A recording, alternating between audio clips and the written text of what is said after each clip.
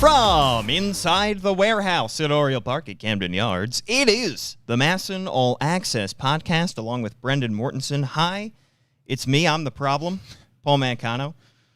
I was about to say, like, you switched it up a little bit. I did, because I wanted to make the Taylor Swift intro. Wow. She's all I can talk about right now, Brendan. I can can even tell. listened to the album yet. No, I haven't. I can't say it's been at the top of my priority list. Must be a tough week to be a Taylor hater. I'm not a Taylor hater. It's just not far up on the priority list. Not far up on the priority list. Yeah. There's other albums I want to listen to first. Such as Carly 1975, Noah Kahan. You know who produced 1975's new album? Here we go. The same guy who also produced Taylor Swift's new album. That's wonderful. Still going to listen to 1975 first. And after you listen to that, you can listen to Carly Rae Jepsen came out with a new album. Tuvlo came out with a new album. Big week for music. Haven't heard Toflo's name in about 7 years. There are some bangers on there. I'll say that. Sure. She still got it. If you say so. I mean, you got to listen to the new Taylor album. Antihero is just it's a top-notch pop hit. If she were but playing in the Super Bowl, we could but hear it on a national stage. But alas. But not. But sometimes I think that everybody is just a sexy baby, Brendan. And what a line. This is almost as bad as reciting the lyrics to Life is a Highway a few podcasts ago. Yes. Almost as bad. Almost. Honestly, probably worse. Probably. Yeah, what an album. I'm going to go home and listen to it on repeat. Great. And while you're on Spotify listening to Taylor's new album, you can check out the MASN All Access Podcast on Spotify, SoundCloud, your favorite podcast platforms. Give us 5 stars. Yeah, let's get off of this topic real quick. Brendan, free agency preview. That is on the docket today. And we're not going to get into our free agency bracket. That is for next week. But today we're going to preview the positions of need for the Orioles and throw out some potential names. I think we can talk about some of the top names on the market at each one of the positions that we think the Orioles will target, and then maybe some realistic names, but we won't be seeding them. We won't be doing a deep dive into each free agent until next week. Yeah, so on that bracket, how it works is we have 4 positions or position groups that we will look at, and then we will rank players 1 through 8 based on our perceived likelihood that the Orioles will sign them. So today, I think the plan is we're just going to break down what those 4 categories are, why we have narrowed it down to those 4 categories and those 4 positions, and like you said, probably give some of the names that we'll see next week on the bracket. So a lot of positions that could be discussed here in terms of what the Orioles should target, but when Mike Elias did his end-of-the-season press conference, he said when you look at the roster, there aren't too many obvious holes. You could make upgrades at certain positions, but there isn't a glaring need for this team going into free agency because you can look across the 26-man, the 40-man roster and say, I can see a good solution at this position, whether it be a prospect coming up, whether it be somebody who made their debut in 2022, taking a step forward in 2023. There aren't many obvious holes that need to be filled by free agency. I think other than backup catcher, which we will get to, the Orioles have internal options at just about every position on the diamond. And this is an interesting conversation, too, because in this offseason, we're looking at the Orioles as playoff contenders. Yeah. We're not continuing to view them as this rebuilding team who can afford to play young guys that aren't really ready. We're going to talk about some internal options at different positions, but just to use one example, DL Hall is probably going to be a starting pitcher going forward. We're not sure if he's going to be a starting pitcher to open up the year. Right. And I think if this were a year ago or if the Orioles hadn't succeeded as much as they did last year, we're probably looking at DL Hall as close to a lock in the starting rotation because you're fine with whatever growing pains come along with the first few months of a season where DL Hall hasn't really figured out how to be a big league starting pitcher. But now the Orioles are hoping to win 90-plus games. They're hoping to make the playoffs. So you can't really afford to have those growing pains for DL Hall right away. You probably need to start him in the bullpen, ease his way into the starting rotation. If that is even the plan for this year, you just can't really afford to lose a bunch of games early on. Same with Jordan Westberg, I think you could say. In prior seasons, I think the Orioles front office would be fully content going into next year saying, we have a top 100 prospect in our system, at a position of need, we feel very comfortable with giving him the reins either on opening day or early in the season and letting him run with it. But when you're looking to compete in the American League, it may not be the best, most prudent idea to give a rookie that much playing time right out of the gate if you're trying to win as many games as possible. Yeah, just look at the third base position to begin this year. They pretty much said, all right, I mean, we've got some middle infield candidates between Rougned Odor, Jorge Mateo, Ramon Arias. Tyler Nevin can probably play a corner infield. Kelvin Gutierrez will throw over there for a little while. We'll figure it out. They can't really do that this year. Yeah.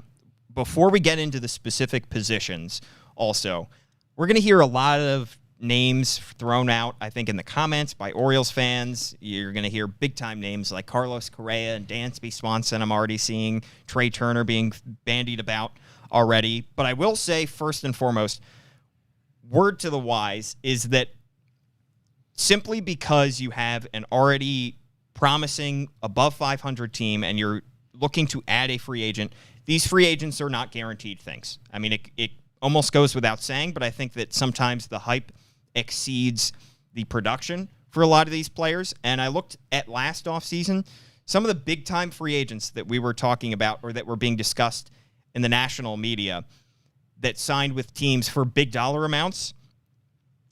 Carlos Correa, Trevor Story, Carlos Rodon, Corey Seager, Marcus Semien. These were all top names. Chris Bryant in the free agent market. They all signed huge dollar amount deals. None of those guys made the playoffs. And some of those guys signed with teams that were already on the rise, were already above 500 teams, and yet they could not push their teams over the top. So no free agent is going to guarantee wins for a team. Yeah, and even a big-name free agent, like you said. I mean, what did Chris Bryant do in Colorado? Not much. What did Carlos Correa do for the Twins? Twins didn't even make the playoffs. Like you said, they were teams that were on the rise, and those big-name free agents didn't really do much. You have to combine those high-end signings with winning on the margins, which a lot of those teams just didn't really do effectively. I mean, look at the Minnesota Twins. They made some kind of on-the-margins moves here and there, like getting Gary Sanchez, getting Gio Urshela. That didn't help any playoff push. Right. The team didn't get any better. So you have to combine whatever larger contracts you're doling out with some quality smaller moves as well. Exactly. And you have to have a good foundation already in-house for which to build upon. The good thing is the Orioles already have that. One other thing I will say, when we start throwing out dollar amounts and, these are all estimates, there's a good quote from Andrew Friedman. I think it was last year. He was the president of baseball ops for the Dodgers. And he said, if you're always rational about every free agent, you'll finish third on every free agent. So the Orioles have a strong case to make for a lot of these free agents by saying, look, we have a strong young core. We've got Adley Rutschman and Gunnar Henderson. We've got the best ballpark in baseball, perhaps. For starting pitcher free agents, we can say we move the wall back. That'll help your ERA. And you can become one of the faces of this team. But at the same time, you do have to pay more on the free agent market than you do for these guys if you're going through the arbitration process. And don't expect that you're going to get any kind of discount from these guys. You're going to have to overpay, most likely. Free agents just naturally are overpaid because the market and competition boosts up their dollar amount. And that's also to say, if you know who your guy is, get your guy. Right. I mean, the Orioles clearly saw a Jordan Lyles last year, and maybe $7 million to us at least seemed like, wow, that's a lot of money for Jordan Lyles. But he came in and did exactly what you wanted him to do. Exactly. And I think pretty much every fan would probably agree that Jordan Lyles was worth $7 million this year, even if at the time it seemed like an overpay. The Orioles got the guy that they wanted. And it certainly helps to make those moves on the margins, like signing the right guys to minor league deals or signing the right guys to $1 or $2 million deals, those kind of depth moves. But also look at the postseason. Bryce Harper signed for $330 million. That's a ridiculous amount of money to give to a player, and yet it worked. Manny Machado took his team to the NLCS, signed for $300 million, a ridiculous sum of money, and yet helped his team go to the NLCS. So you may have to overpay, and you can't be priced out of a guy that you think can be a serious impact player on your team. And you also have to walk the fine line of not then overpaying for average production as well. It's a minefield. Free agency is very, very difficult. All right, Brendan. The positions that the Orioles should target in free agency are 4 quadrants for the bracket. We have narrowed it down to starting pitcher, backup catcher, middle infield, and a catch-all category of big bat. So first base, DH, corner outfield, whatever you want to call that, that is big bat. Yep. Should we start with starting pitcher? Yeah, let's do that. All right. We talked about Jordan Lyles a ton on the podcast last week, and Jordan Lyles is a major X factor here because the Orioles have until 4 or 5 days after the World Series ends to decide upon whether they want to bring back Jordan Lyles on his $11 million option for next year. But Brendan, even if they do bring back Jordan Lyles, you could still make the case that this Orioles team might need another solid veteran pitcher in the rotation. Yeah, as you said, we talked about this a lot in our Jordan Lyles discussion last week, so I'm probably not going to spend as much time on this category as the other 3. But when you look at the Orioles' potential starting rotation for next year, I think there's 2 absolute locks in Kyle Bradish and Dean Kramer. Yep. I think there are 2 pretty much close to locks in Grayson Rodriguez and Tyler Wells. And then you have a lot of other internal possibilities with DL Hall, Austin Voth, Mike Baumann, Spencer Watkins. And I stated my case last week for why I thought the Orioles should probably not pick up Jordan Lyles' $11 million option. My argument being that if Lyles is back on this team next year, he's probably your 3rd or 4th best starter, maybe. But if you spend a little bit more money than that $11 million, go after somebody in the $15 to $20 million range, then maybe you could be looking at somebody who is your 2nd or 3rd best starter in the rotation. That by the time the middle of the year rolls along, you could have John Means, Grayson Rodriguez, and a free agent as your top 3 pitchers. And I think that makes a little bit more sense for the Orioles starting pitching staff next year. And for this offseason, again, you're looking at the Orioles as a potential playoff contender, and I think you need somebody with a little bit more upside than a Jordan Lyles gives you. How much upside? Are you looking for ace upside in a free agent starting pitcher this offseason, or are you looking for more of a mid-tier starting pitcher that can fill in behind Grayson and maybe Bradish and Kramer, but just be a solid force in the middle of your starting 5? That depends how you're asking. If you're asking in an ideal world, do you go after an ace? The answer is absolutely. If you are living in this world where... No, exactly. It's not my money. So I can sit here and say, yeah, the Orioles should absolutely go after Carlos Rodon because it makes a lot of sense. Because he is an ace. He is going into his age 30 season, and he could be a very, very good starting pitcher for a very long time. He's a left-handed starter, so he would get a little bit of a boost with the left field wall getting pushed back, facing right-handers. True. Absolutely, it would make sense. Realistically, are the Orioles going to spend the $30+ million a year that it takes to get Carlos Rodon? Probably not. Well, all the good qualities that you mentioned that Carlos Rodon has, it's not like the Orioles are the only ones with that list. Right. Every other team is going to be interested in There's not a team in baseball that wouldn't take Carlos Rodon. Exactly. So a bidding war will likely ensue, I think, for Carlos Rodon. And when I'm surveying the market, Brendan, I see only a few top-tier names. I see Carlos Rodon. I see Justin Verlander, who I think is going to cost a ridiculous amount to be able to lure him away from the potential, World Series champion Houston Astros. And in his age 39 season, 40 season, he's going to cost a ridiculous amount, and he's older.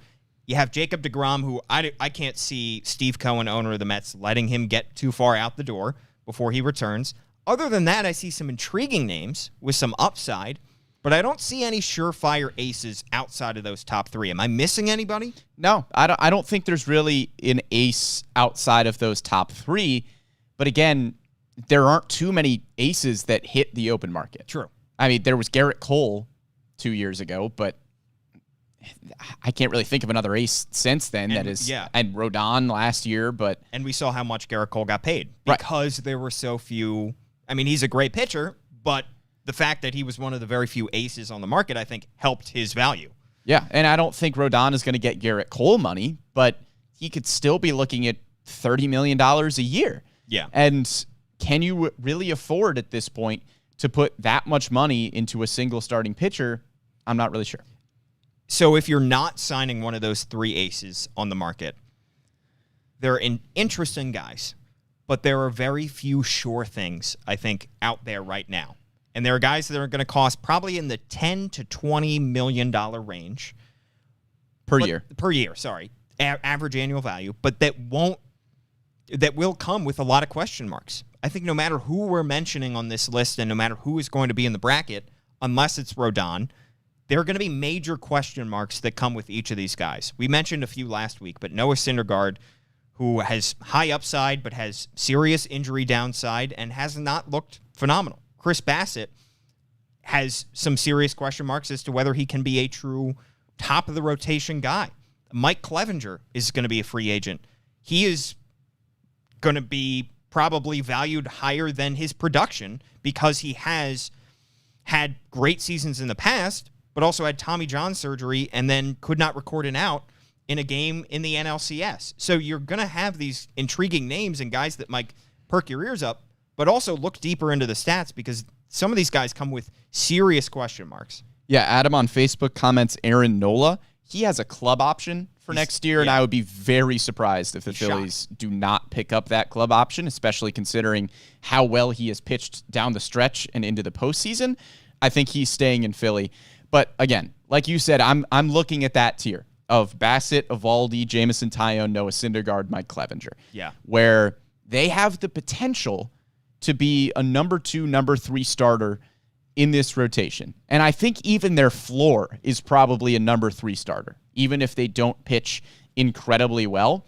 A guy like Syndergaard could all of a sudden turn around and be the best pitcher in the rotation. Right. Same goes for Chris Bassett. Eovaldi can be the same way.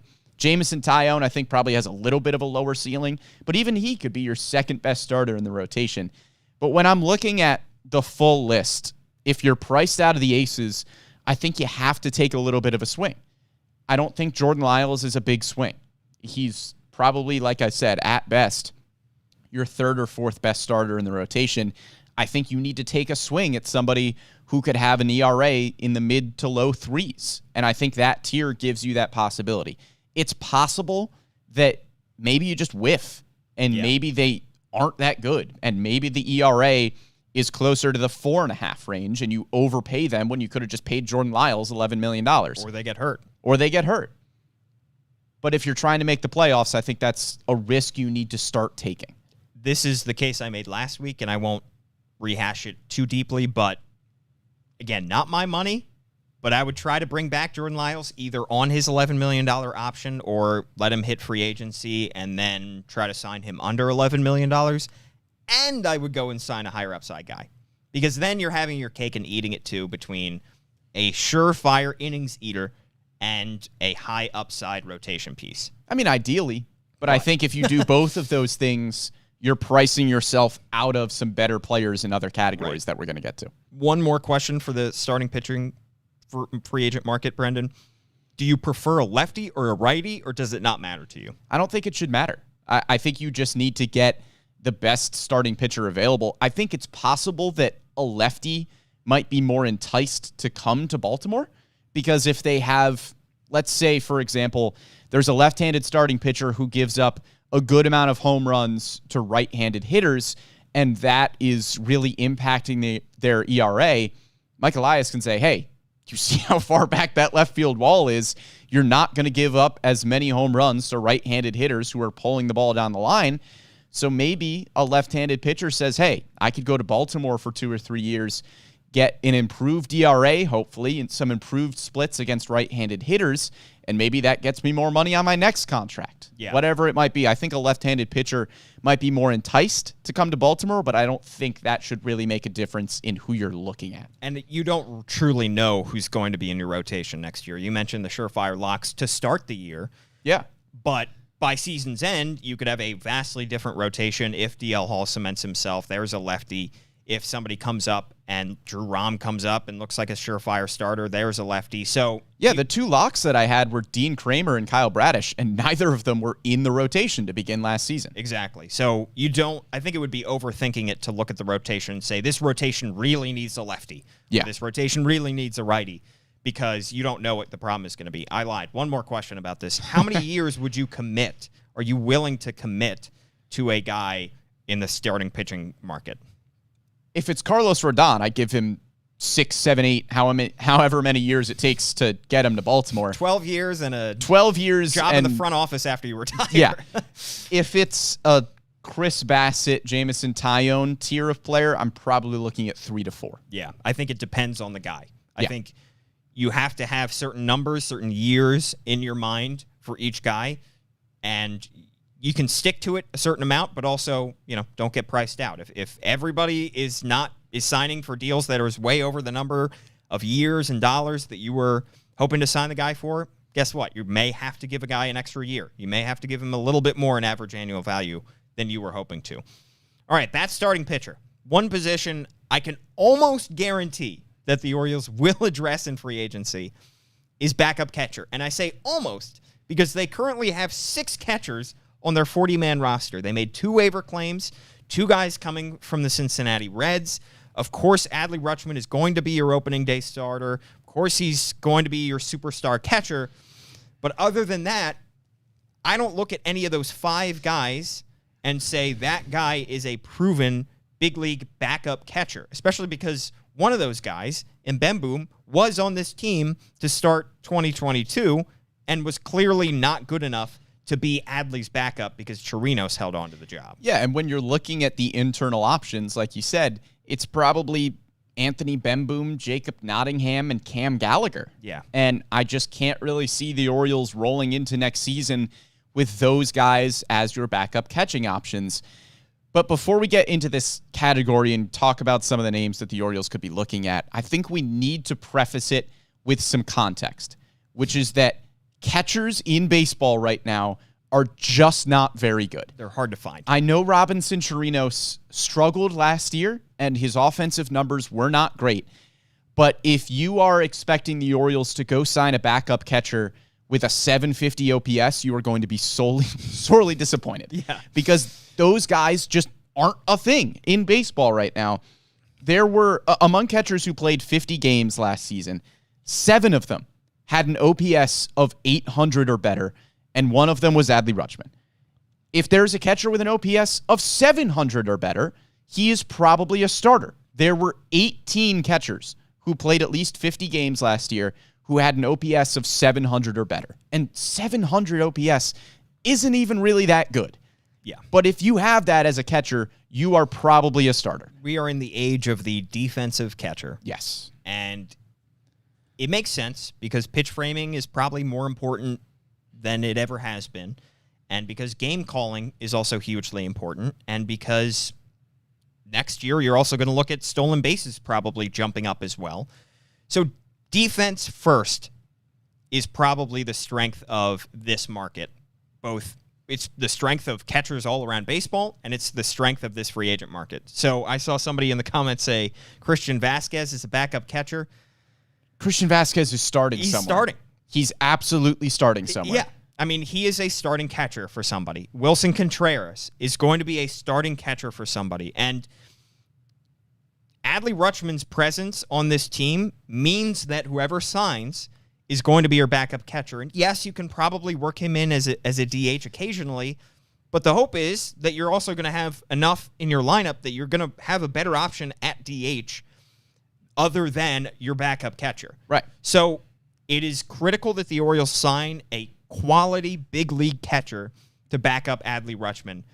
But if you're looking for a massive upgrade over Robinson Chirinos, I have some bad news for you. Yeah, it's not going to happen. You're probably not going to get one. And whatever catcher is signing, too, comes in fully knowing that they are not starting. Exactly. That's an important piece of it, too. Robinson Chirinos even said last year, yeah, I know Adley Rutschman is going to be here. Yeah. I know that when he comes up, he's going to play a lot of baseball games, and Robinson Chirinos had to sign with Baltimore fully knowing that his role was going to be as a mentor and as a backup catcher who was going to get a decent amount of playing time, but Adley Rutschman was going to be the dude. You're not signing Christian Vasquez and saying, hey, Christian, want to come play 70 games, sometimes DH, and mostly be a backup catcher? He's going to play 120 games. He's going to say, no, I'd rather go to the contender that's going to give me a bunch of money to be their starting catcher. Yeah. So, I mean, even Austin Hedges is a possibility here. He had an OPS in the 500s, and guess what? He was starting most games for Cleveland in the playoffs. Yeah. Because he is a great defensive catcher, even though he's not a good offensive option. So just to preface, almost all these catchers are going to be in their mid to upper 30s. Yep. And you're not going to see some bawdy offensive numbers from just about any of these guys. We may throw in a couple guys like a Contreras or like a Vasquez, but they'll probably be a token top end of the market guy. Right. I don't think that they're going to make up the vast majority. Somebody said Kurt Suzuki. He retired, unfortunately. You're going to get a lot of guys that are close to retirement age. Yeah. 36, 37, maybe where you're going to have to find somebody. And frankly, if you can't sign somebody, if you're not pleased with the options out there, you almost may have to go and trade for somebody. And I know the Orioles probably don't want to trade a lot of their prospect depth for somebody who is ultimately a backup to Adley Rutschman, but you do have to get a quality player at this position, because we saw at times Robinson Chirinos did a fine job backing up Adley Rutschman, but if you're going to be a contender from start to finish, you do need a little bit more production offensively and, frankly, better defense from behind the plate than what Chirinos gave you this past year. Yeah, Chirinos was not great defensively. No. I think if the Orioles don't sign a backup catcher in free agency, they're probably going to roll with Cam Gallagher, because by all accounts, he's a pretty good defensive backstop, and even if he isn't giving you much value offensively, he's at least a quality defensive replacement. I don't know if the Orioles are going to be totally content with that. And when you're looking at potential options, I think it has to be a right-handed hitter, because Adley Rutschman splits this year. He had an OPS close to 900 against right-handed pitching, and against left-handed pitching, when he was hitting as a right-hander, he had an OPS of right around 550. And I know people are going to talk about his minor league splits and how he was good against left-handers in the minor leagues. I'm going with what the information in the big leagues has told us so far, which is that Adley has had a much tougher time against left-handed pitching than right-handed pitching, which would lead me to believe that whoever is backing him up will be a right-hander. Yeah. The other tough part to consider here is unless the Orioles make a massive upgrade in their lineup at DH, Adley Rutschman may be DHing a lot of games that he's not catching. So he may have to be batting from the right side of the plate to face a lefty regardless. Which is fine. I'm sure he'll improve. Right. But I'm just saying, if Adley Rutschman needs an off day, it's probably going to come against a left-handed pitcher. Right. And then you also have, somebody who can pair with Adley a little bit better. All right, so that's starting pitcher, that's starting pitcher, that's backup catcher. Do we want to throw out some catcher free agent names real quick? Sure, of guys that actually fall in their price range. Yeah, I think we're looking at the three names that jumped out to me: Kurt Casale, Gary Sanchez, who's a name. He's probably not as good as you remember him being, but he's a name. And Austin Hedges is another one, too. Not good offensively, but he is a very high-quality defender and would be a good backup. To preview the bracket, I think Casale's going to be the number one seed in that bracket because he is right in between starting catcher and quality backup. Yep. And I do like Gary Sanchez because he has higher upside with the bat. We've seen some lows offensively from him. He had some times with the Yankees where he just got into these doldrums and he would be swinging and missing at everything, but he's got a little bit of pop. I do wonder, he had a pretty good year with Minnesota. He might be a starter. Yeah, if a team is going to view him as a starter. So will the Orioles have to overpay for him? Will they have to guarantee him a little bit more playing time at DH? We'll see. So Gary Sanchez, I agree, is another name, and Austin Hedges. So we will have 8 members of that category next week. All right, middle infield. Here is where the largest names on the market have their spot on the marquee. Trey Turner, Xander Bogaerts, Dansby Swanson, Carlos Correa.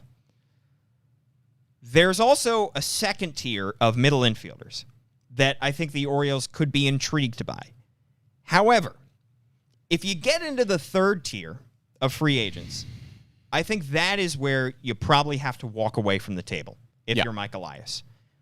If you're going to make an upgrade in the middle infield this winter, I think it has to be a significant upgrade. Because otherwise, you're signing somebody for depth, and I already really like, and I think the Orioles front office would agree, the options that they have in-house in terms of depth in the middle infield. Yeah, I just don't think there's any point in bringing in a Rougned Odor type like you did this year. You don't need a veteran stopgap right now. If you're going to get a veteran, it needs to be a high-quality veteran who has a close-to-everyday role on this team. in terms of looking at the middle infield itself, I don't really think there's any locks. Yeah. I mean, Gunnar Henderson, you could say he is a shortstop, but he's probably going to be your everyday third baseman. He's going to play. If I had to get, he's going to play every day. Yeah. My guess is that he'll be your everyday third baseman. We'll probably talk about what his role is on a future podcast. So if you are assuming that Henderson is playing third base regularly, then your shortstop is Jorge Mateo, who had a very encouraging year last year, especially defensively, but hit 220. And then you're looking at just kind of a lot of options at second base between Ramon Urias, Jordan Westberg, possibly making the opening day roster, Taron Vavra. I don't think you're really content with any of those guys being your opening day starter, unless maybe you're just ready to go with Jordan Westberg. And no just like low tier veteran is going to come in and take any of those spots. Right. Because Urias, Westberg, and Vavra are all more than good enough to just like get by with if that's what you need to do. You're not going to get by with some external veteran. A Rougned Odor would be wasting at bats. Yes. Because at that point, he's not a sizable upgrade over a Taron Vavra, over a Jordan Westberg, who you would rather see play and develop. So there doesn't seem to be much sense in bringing in a depth piece who can compete with those guys for starting reps at second base or shortstop. If you're going to sign somebody, you have to sign somebody who you know is a sizable upgrade over everybody that you have in-house. And you don't feel great with the list that you just gave me, Brendan, with Mateo, who has some clear holes in his game offensively, with Taron Vavra, who knows if he'll ever have enough power to be an everyday second baseman, or if he'll ever develop into an everyday second baseman. Jordan Westberg, who has a great high ceiling, but we don't fully know if he's going to hit that ceiling. He hasn't yet made his MLB debut. But I think you can be happy with the conglomerate that you already have. And Ramon Urias, who is a very quality, versatile middle infielder. So you can look at that group and say, between those guys, we'll go into spring training and we'll let them battle it out, and we'll see who takes second, and we'll see if somebody can push Jorge Mateo at shortstop. I think in an ideal world, if you were looking at the Baltimore Orioles in the playoffs and saying, what does their middle infield look like? You are probably seeing Ramon Urias as a utility player and Taron Vavra as a utility player. I'm not really sure where Jordan Westberg fits into that equation, whether he becomes an everyday starter somewhere, or maybe he's just a good player off the bench as well. But I don't think you'd be looking at an Orioles playoff team with Ramon Urias as your everyday second baseman. Right. Or Taron Vavra as your everyday second baseman. Ryan Miller on Facebook also saying Joey Ortiz, Connor Norby. Yep. Both those guys got a taste of AAA. I don't think either of them are opening day candidates, but could be up with the big league team at some point next year. But again, neither of those guys are sure things. I mean, Ortiz is not a top 100 prospect. Norby is not a top 100 prospect. Yes, they might turn into good players, but if you're looking to win games every month of the season, you may need a quality veteran middle infielder to hold down the fort. And those types of names are exactly why we're not saying go sign a Didi Gregorius or somebody who maybe will be okay for a little while. There's no point in blocking Joey Ortiz, Jordan Westberg for that type of player. So let's address the elephant in the room, which is, do you go after any of the big names in Carlos Correa, Trey Turner, Xander Bogaerts, Dansby Swanson? Does it make sense? Yeah. Does it make sense to go after, I'm going to use Correa because I think he is the most likely option. Sure. We heard the rumors last year. I think if the Orioles are going to sign any big name, any huge name, it would probably be Carlos Correa. Does it make sense? Absolutely. Because, yes, you don't want to block Joey Ortiz or Connor Norby or Jordan Westberg, but if it's for Carlos Correa, you do whatever you need to do. Right. I mean, it would be a dream if somebody like Jordan Westberg turns into close to the quality of player that Carlos Correa is. Yeah. That would be unbelievable. Yeah. you can't wait around and say, well, Jordan Westburg has great potential. Yeah, he doesn't have Carlos Correa potential. Right. And I like Jorge Mateo a lot. I think he brings a lot to this team and his speed and his defense and a little bit of pop with the bat. But it's Carlos Correa. And also keep in mind, I think Jorge Mateo's a year younger than Carlos Correa. Yeah. And look at what Correa has done in his big league career. I mean, you can say all you want about Jorge Mateo's defense and how he should have been a Gold Glove nominee over Carlos Correa this year. A year before, Carlos Correa had 20 defensive runs saved at shortstop. And already won the Rookie of the Year, already won a World Series, was established himself, and already signed a deal that was worth, $30 million a year. Yep. So I like Jorge Mateo, but keep in mind, Correa had this incredible career, and yet he's 28 years old at this point. So Correa's a obvious guy in addition to his connection to Mike Elias and the Astros. If the prospects turn out to be as good as we hope they are, and Connor Norby, Joey Ortiz, Jordan Westburg turn out to be players that you want to get playing time, and now all of a sudden Carlos Correa is on the roster too, you figure it out. Yeah. I mean, what an unbelievably good problem to have. I look at the Padres when they signed Manny Machado. Yeah, figure it out. Figure out where to put him. Yeah, because they said, he went into that free agency saying, I really want to play shortstop. And then the Padres offered him $300 million, and he said, yeah, I can play third base because Fernando Tatis is there. Exactly. So you move the pieces around for a Carlos Correa. Xander Bogaerts, I think. He doesn't have the Astros connection, but I think would be ideal fit. Any of these big names make a ton of sense. Trey Turner, he's played second base. You could put him at second and still keep Mateo at short, or put Westburg at short, or put Gunnar at short. You can figure this out if the guy is a superstar.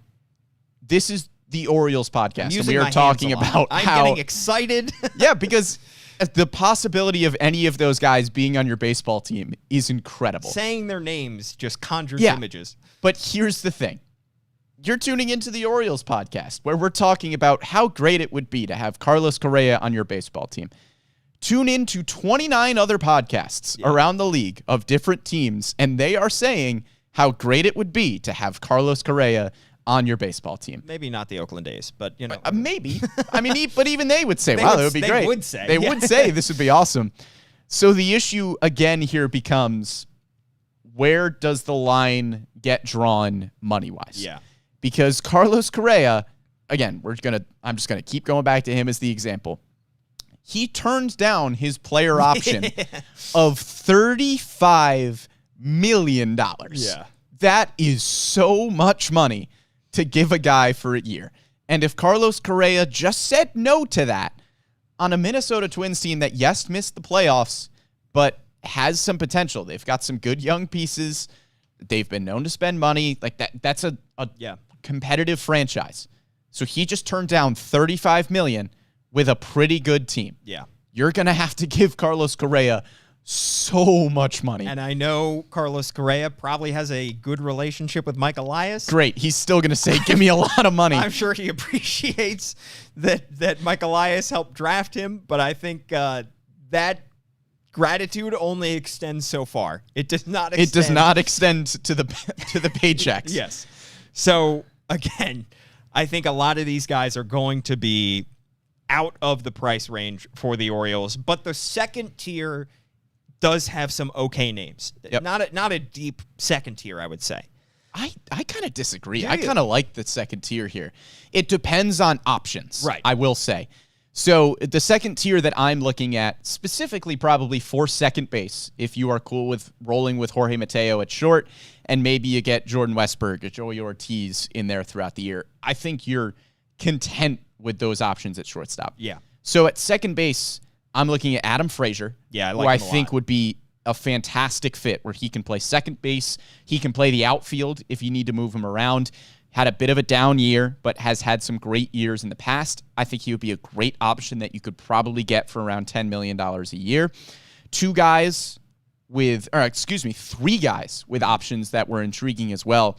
Colton Wong, Joey Wendell, Gene Segura. Yeah. I think all of those guys would be your everyday starter at second base, and you wouldn't say, hey, there's no reason that they should be getting at-bats over Jordan Westburg. No, they should. Yeah. Those are really good second basemen that I think you could, again, get for probably the $7 to $12 million a year range. Segura, I believe, has a team option with the Phillies for $17 million. That's a big one, though. It is $17 million. I think that's kind of a toss-up whether or not the Phillies bring him back. Yeah, so there are questions as to whether he'll even hit the free agent market.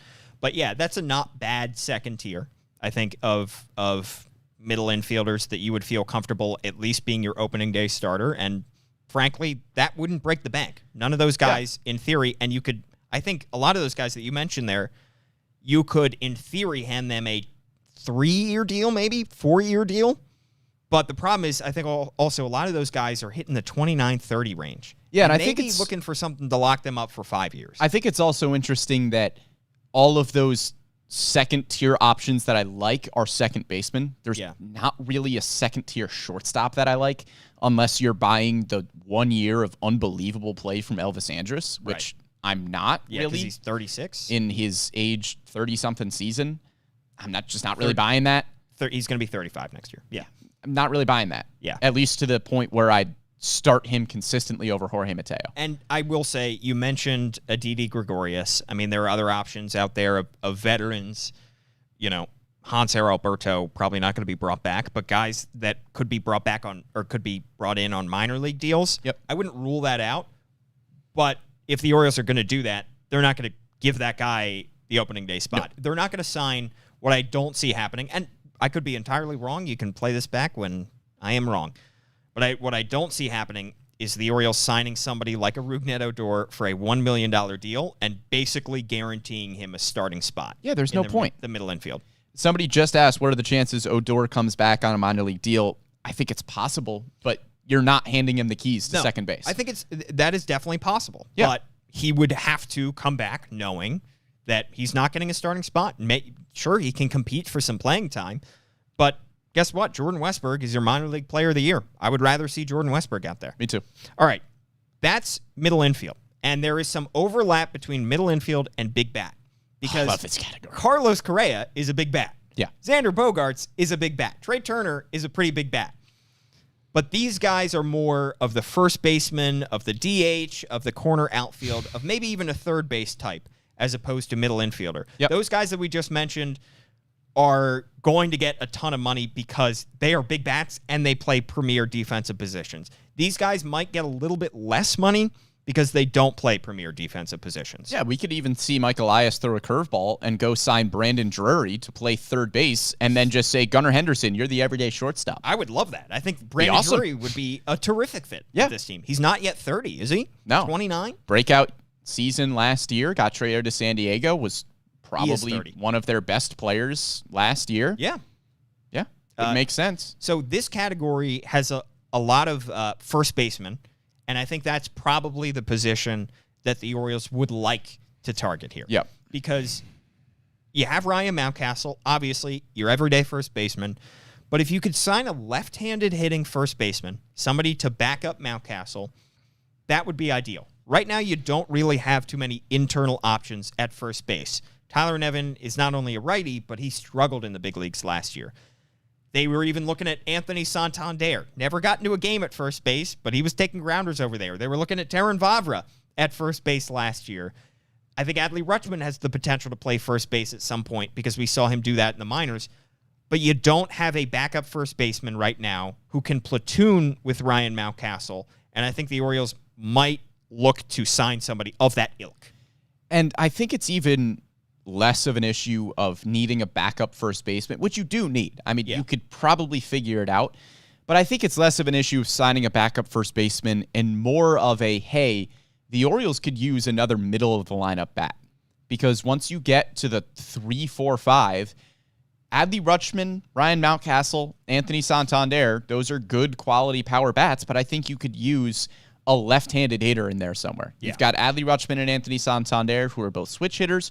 Ryan Mountcastle, who is a right-handed hitting first baseman. I think you could use a lefty who can play DH pretty consistently. And like you said, it would be nice if he can be a backup first baseman, backup corner outfield, maybe, if you just need to fit him in the lineup somewhere. And frankly, the Orioles' offense was a problem at times this past year. 20th in OPS, 15th in homers. You can say what you want about the wall, but they still didn't hit as many homers as they should have. 20th in runs scored. 14th in slugging percentage. Those were fine for who they were last year, and their pitching was good enough to lift them to a winning record. But again, if you're looking to be one of the top teams in the American League next year and grab one of those wild card spots, those numbers aren't going to cut it. You need more offense. And it's kind of ironic because we're sitting here saying, yeah, you could really use a backup first base DH type who has the capability of playing corner outfield.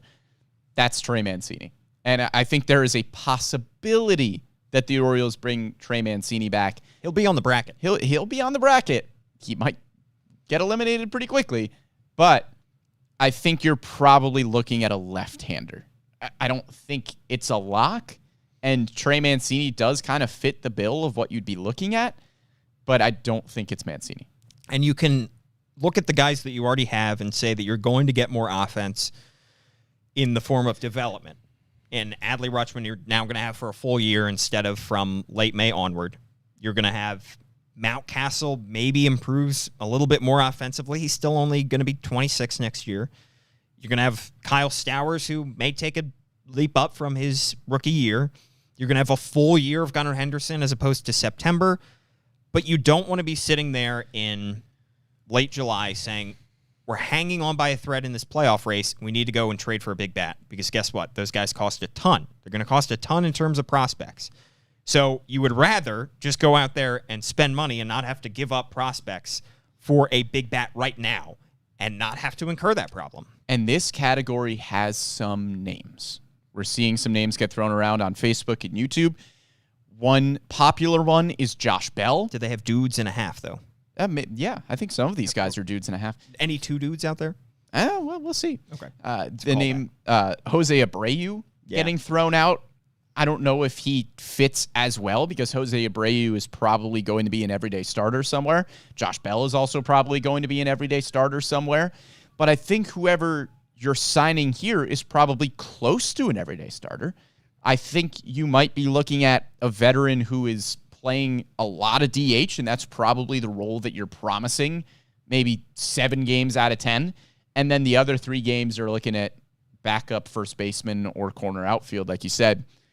So I'm just going to start throwing out names. I mean, I don't think you're going to go after, obviously, Aaron Judge, Brandon Nimmo. I don't see the Orioles going after Anthony Rizzo, who is more than likely going to decline his player option. Somebody mentioned him on Twitter this morning for the Orioles. He declined. I mean, if he's declining that option, it's $16 million. Yeah, he's also just going to be a starter. Yeah, that's a ton of money to be handing him. And I think if you're signing Anthony Rizzo, who is a Gold Glove caliber first baseman, you'd be signing him as a starting first baseman. Yeah. And I don't think you want to bounce Ryan Mountcastle to DH. No, not unless you have to, no. Considering how good he was last year at first base. So I'm just going to throw out some names, Paul, that were intriguing to me in this category. Brandon Drury, I already mentioned. I don't think he is a high possibility because I don't think the Orioles are going to sign somebody who is a starting third baseman, but I think it's possible. The 2 biggest names that I looked at, Jock Peterson. Love it. Big left-handed bat who can DH, has played some first base before. I think probably only a handful of games, but can also play corner outfield. And Michael Brantley, right, who is just a professional hitter, a little bit older, so he would probably honestly prefer to be your designated hitter. And again, he can probably teach him how to play first base if he needed him to, and he can play a corner outfield when necessary, but he'd probably rather be your designated hitter. Josh Bell and Eric Hosmer as 2 backup first base options. I think they would both make sense. Josh Bell is probably going to be pretty expensive, but he's not good defensively at first base, so you probably want to DH him. And Eric Hosmer, I just don't think is going to command a lot of money, and he's a good veteran presence. He'd be a solid backup first baseman as well. I love the Jock Peterson idea, and it's interesting because I think you look at Kyle Stowers and you say, Kyle Stowers, if he hits, is Jock Peterson. Right? I mean, left-handed. He's a little bit more athletic than Josh Peterson. Yeah, Jock, excuse me. Probably a little bit better defensively in the outfield. Yeah. But also just some pop from that left side of the plate. And I don't think we have the highest ceiling, of course, highest expectations for Kyle Stowers, but I think Kyle Stowers could be in that mold Yeah. of a Jock Peterson. And I look at Josh Bell, who has the ability to go yard from both sides of the plate. I think he's incredibly intriguing, but I wonder if the Orioles would be priced out of that market as well, because he's going to command a lot of money, and frankly, you're going to want him in your lineup as much as possible. So, he's going to want to play probably 140 games if he's healthy. Who are some of the other? I like the Michael Brantley. Yeah, Michael Brantley. He's going to be 37. Yeah, but sounds like a designated hitter to me. Right. If you can sign him for 2 years, he has the Astros connection. Matt Carpenter, I think, is another name. That one carries a lot of risk, though, because how much are you buying the handful of games that he played in New York where he looked like Babe Ruth? He was excellent. Yeah, he was excellent. And then how much are you looking at his 2021 in St. Louis where he looked like totally lost. He looked done. Yeah. He looked like hang him up. Yeah. So how much are you buying Matt Carpenter? I think Brandon Belt is a possibility as well. Left-handed hitting first baseman. Same kind of thing, where how much are you buying the track record versus how much are you buying what he did last year? Opposite of Carpenter, was not good last year, and San Francisco is probably looking to move on there. Wasn't good last year, but has a pretty quality track record before that. You mentioned Hosmer. Yep. If Hosmer turned down a trade to the Nationals, I don't know if that's a location thing, if that's it's probably a team, franchise not thing? contending team. But Right. maybe you could say, hey, Eric Hosmer, we think we're going to make the playoffs this year. You saw what we did last year. It was an exciting team. The Orioles are pretty far ahead of where the Nationals are. Health would be a concern for Hosmer as well. I know he barely played for the Red Sox last year. Also, I'm going to get things thrown at me through this camera, but Joey Gallo on a prove it? I mean, he's been terrible, but he could he's a Gold Glove caliber corner outfielder if you need him there. He's a left-handed power bat. He can probably play first base. I'm not saying give him a lot of money. I'm not saying give him a ton of at-bats. I would just rather see Stowers at that point, because Stowers at least has more upside. I think if you would go after a Joey Gallo, like he splits time at DH with Kyle Stowers. You're not going to give him the number of at-bats you would give to a Michael Brantley or Jock Peterson. I'm just saying that you could give Joey Gallo a small deal, a small prove-it deal, and if all of a sudden he turns things around and looks good, you just got yourself an everyday player on the cheap. Somebody else also saying, Ryan saying on Facebook, the shift being banned is certainly going to help left-handed hitters. So this guy being a lefty, I think might matter even more next year. And Mancini, again, fits the mold, but will the Orioles be looking to get somebody who is a lefty first and foremost? Because you also mentioned some big names of some righties. I mean, Jose Abreu, if the White Sox, I think they have a team option with him. If they decide to move on from him, Abreu is a righty, but Abreu is a fantastic player. JD Martinez. That could be your everyday DH. I mean, that's, again, incredible player. You probably won't shell out the money for him. But if you're looking to get a great player, does it even matter that he's a righty at that point? Yep. I mean, JD Martinez and Michael Brantley are kind of similar in that just they are unbelievable hitters that you are probably going to DH every day, but it almost doesn't even matter that you'd have to DH them every day because they are just going to be that good and be so much of a mainstay in your lineup that it just doesn't matter. The commenters appear to be split on Joey Gallo. Very split, but I am glad that not everybody is against me. Brian on Facebook saying Gallo in our ballpark is interesting. Somebody on YouTube, though, said, lol, I'm good with Gallo. Yeah, I mean, it would be a polarizing move, but if you can get him for a low dollar amount and he somehow turns back the clock a few years and forgets that, I mean, heck, he struggled in New York and LA, has been quoted as saying that the big market for him with, the media, the scrutiny, everything was not good. Right. You could say, hey, this is Baltimore. It's not as big of a market as New York or LA. Yeah. Maybe you can turn things around and play like you did in Texas. I'll ask him some hard-hitting questions. I mean, come on. I'm not going to throw him some softballs if he signs with the Baltimore Orioles. Come on. Also, whether you're looking for a power guy or an average guy is interesting because I'm seeing some comments that are saying sign somebody who hits for a high average in this spot. Personally, I'd rather see power numbers because we talked about, the Orioles, like I mentioned, 15th in homers last year. Again, I know that partly the wall, but I think Adley's going to be a phenomenal hitter. I think he's going to be a great doubles hitter. He hit a ton of doubles. I don't know if he's going to be a huge power guy. I think Gunnar provides some pop in that lineup. But other than that, I mean, Mountcastle, of course, has the ability to go yard 33 times a year like we saw a couple years ago. But frankly, I'd be okay with a little bit lower average guy because I also think Jordan Westbrook has the potential to be a very high average guy. I think that some of the guys in their lineup right now, Mullins is going to get on base, but he's not going to hit 30 home runs probably ever again. So I think that I would probably rather have somebody who has the ability to go yard, especially from the left side of the plate where getting onto the flag court is not all that difficult. Or how about you just get Jock Peterson, who hit 275 with 23 homers? You best of both worlds. I will be pounding the table for Jock Peterson on next week's podcast. Yeah. Spoiler alert. I mean, Jock Peterson. I don't think you need to, though, because I think I'm going to be on your side. Yeah, I mean, it just, you'll look at Jock, the player, and it just makes so much sense. Yeah. That it would almost, obviously, it's not going to be shocking if the Orioles don't sign him, if they don't sign the one guy that we are banging the table for. But I think out of any name that we've thrown out, he just makes too much sense. He does. He makes a lot of sense. Colton Cowser also being brought up. We have not mentioned his name. Yeah. Got some time in AAA last year. Hit very well in his last 17 games, 300. But is he ready to make the opening day roster? Probably not. Again, it's a really interesting conversation this offseason because you were looking at the Orioles completely differently than we were looking at them last year.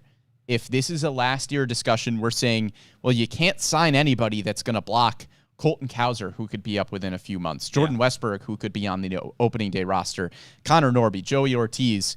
We'd be saying that there's really no point in signing a veteran free agent who is just going to kind of be a stopgap for those prospects. And you can also just live with whatever growing pains the prospects give you. You can't do that this year. Yeah. Because you are pushing for the playoffs. And yeah, maybe you don't get there. But given what the team did last year, you have to have an offseason that says, yeah, we're going to try. Yeah. We're going to try to push for the playoffs. You don't have to win the offseason, though.